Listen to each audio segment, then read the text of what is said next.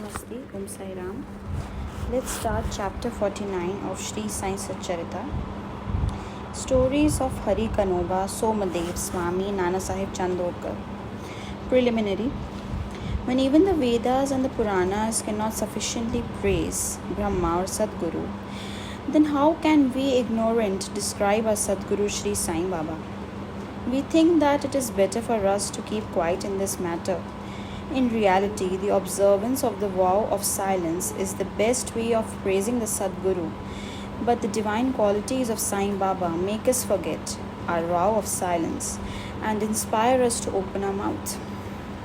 Tasteful dishes lose their taste if there is no company of friends and relatives to partake the dishes with us, but when they join us, the dishes acquire additional flavor. The same is the case with the Sai Leelamrit, the nectar in the form of Sai Leelas. This nectar we cannot partake alone. Friends and brothers have to join us, the more the better. It is Sai Baba himself who inspires these stories and gets them written as he desires. Our duty is to surrender completely to him and meditate on him.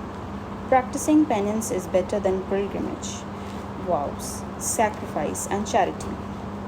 Worshipping Hari is better than penance, and meditation on the Sadguru is the best of all.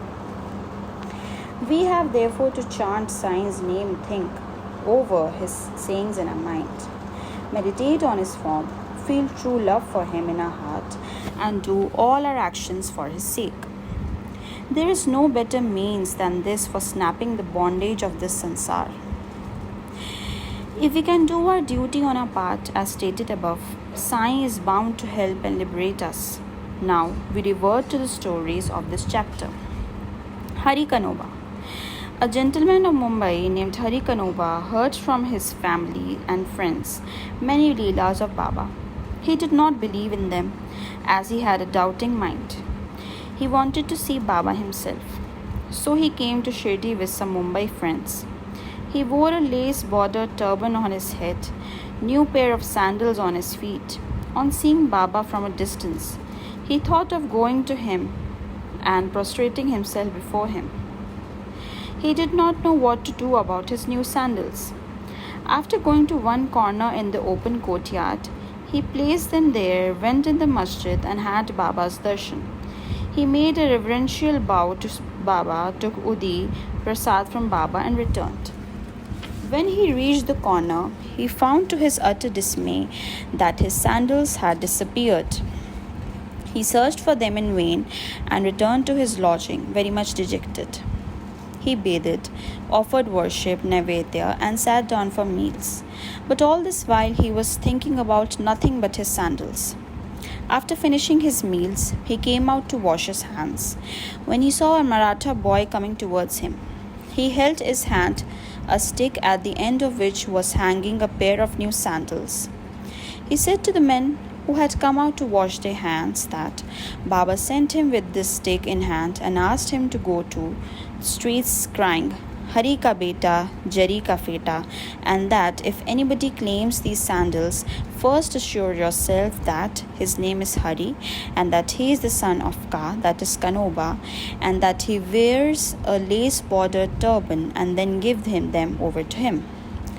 On hearing this, Hari Kanoba was pleasantly surprised. He went ahead to the boy and claimed the sandals as his own. He said to the boy that his name was Hari and that he was the son of Ka, Kanoba, and showed him his lace-bordered turban. The boy was satisfied and returned the sandals to him. Hari Kanoba wondered in his mind that his lace-bordered turban was visible to all, and Baba might have not seen it. But how could he know that his name was Hari and that he was the son of Kanoba, as this was his first trip to Shirdi? He came there with the sole object of testing Baba and with no other motive. He came to know by this incident that Baba was a great Satpurush.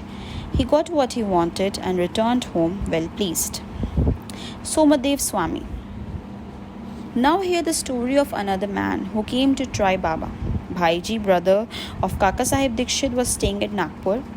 When he had gone to the Himalayas in 1906, he made an acquaintance with one Somadev Swami of Haridwar at Uttarkashi, down the Gangotri valley. Both took down each other's names in their diaries. 5 years later, Somadev Swami came to Nagpur and was Bhaiji's guest. There, he was pleased to hear the Leelas of Baba, and a strong desire arose in his mind to go to Shirdi and see him. He got a letter of introduction from Bhaiji and left for Shirdi. After passing Manmad and Kopargaon, he took a tonga and drove to Shirdi. As he came near Shirdi, he saw 2 flags floating high over the masjid in Shirdi.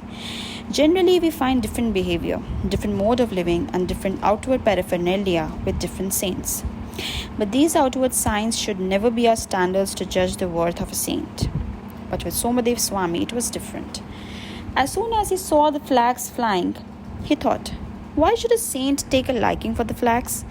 Does this denote sainthood? It implies the saint's hankering after fame.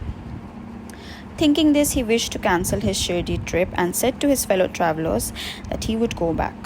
They said to him, then why did you come so far? If your mind became restless by the mere sight of the flags, how much more agitated would you be on seeing the rath, the palanquin, the horse, and all other paraphernalia in Shirdi? The Swami got more confounded and said, not sadhu with horses, palanquins and tom-toms have I seen, and it is better for me to return than visit such a sadhu. After saying this, he started to return. The fellow travelers pressed him not to do so, but to proceed. They asked him to stop his inconsistent way of thinking and told him that the sadhu, that is Baba, did not care a bit for the flags and other paraphernalia, nor for the name. It was the people, his devotees, who kept up all this paraphernalia out of love and devotion to him. Finally, he was persuaded to continue his journey, go to Shirdi and see Baba. When he went and saw Baba from the courtyard, he melted inside. His eyes were full of tears, his throat was choked, and all his evil and crooked thoughts vanished. He remembered his Guru saying that is our abode and place of rest, where the mind is most pleased and settled. He wished to roll himself in the dust at Baba's feet, and when he approached Baba, the latter got wild and cried aloud, let all our humbug paraphernalia be with us. You go back to your home, beware. If you come back to this masjid again, why take the darshan of one who flies a flag over his masjid? Is this a sign of sainthood? Remain here not a moment. The Swami was taken aback by surprise. He realized that Baba read his heart and spoke it out. How omniscient he was. He knew that he was least intelligent and that Baba was noble and pure. He saw Baba embracing somebody, touching someone with his hand, comforting others, staring kindly at some, laughing at others, giving Udi Prasad to some, and thus pleasing and satisfying all.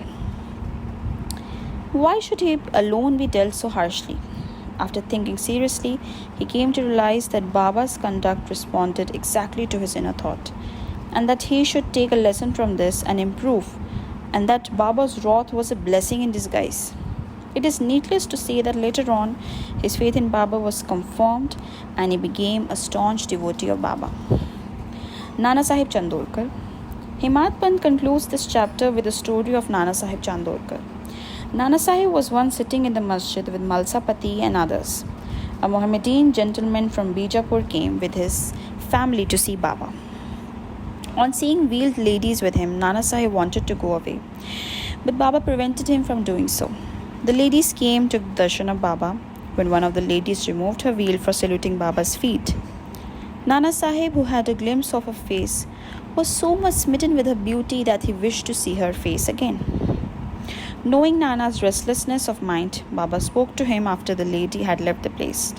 Nana, why are you getting agitated in vain? Let the senses do their allotted work or duty. We should not meddle with their work. God has created this beautiful world, and it is our duty to appreciate its beauty.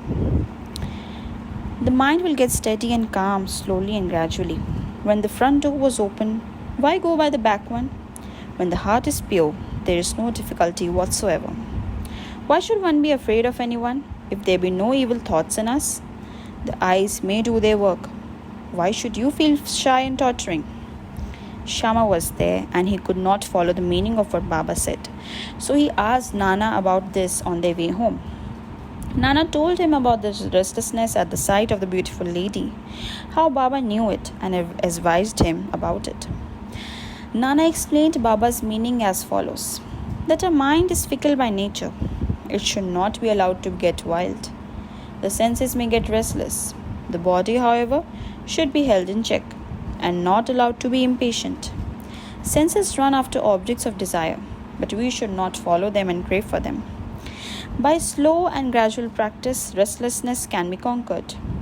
We should not be swayed by the senses, though they cannot be completely controlled. We should curb them rightly and properly, according to the need of the occasion. Beauty is the subject of sight. We may fearlessly look at the beauty of objects. There is no room for shyness or fear. Only we should never entertain evil thoughts. Making the mind desireless, observe God's works of beauty. In this way, the senses will be easily and naturally controlled, and even in enjoying objects, you will be reminded of God. If the outer senses are not held in check, and if the mind be allowed to run after objects and be attached to them, our circle of births, deaths will not come to an end. With vivek, discrimination, as our charioteer, we will control the mind and shall not allow the senses to go astray.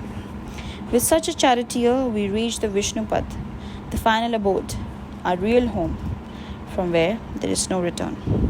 Bow to Shri Sai, peace to be all. Om Sai Ram.